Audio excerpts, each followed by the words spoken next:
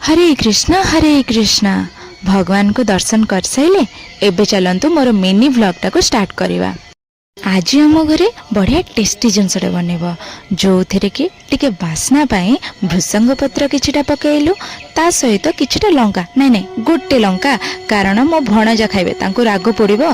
ता सहित मु ऑन कले गैस को जो थे कि गोटे कड़ाई बसई दे सेथरे गरम तेल कले नाइ नाइ तेल को गरम कले मु रेडी करथिबा आणाटी को भल से गोळे पकेइली आउ तेल मध्यरे सेटा को पकेयार लागिली जोटा कि मोर गोल गोल गुलगुला भलिया होतला जोटा कि मोर बरा ही बन नथला सेति स्वामी मते गोटे आइडिया देले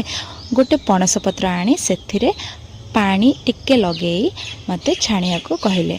तापर मु देखिला बेलू बहुत सुंदर बरा बनूला मु कहले जा हो स्वामी मते एते सुंदर आइडिया देले। हे भगवान मते आइडिया देइथिबा लोकटी निजे ही बनै पार नथिले आउ देखंतु केमिति बेसहारा भलिया मते अनौचंती।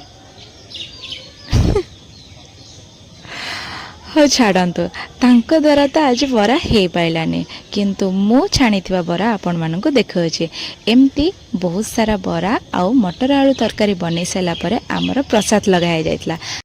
तापर आउ कौन आमे समस्ते बसी पड़िथिलु भोजन ग्रहण करिया पे सेतिके बेले आम पाखरे आसी जाइतला रसगोल्ला आउ गुलाब जामुन आउ ता सहित सिंगेड़ा जोटा कि मठरू आसथिला ताकू पेट पूरा खाइ पकेइलु।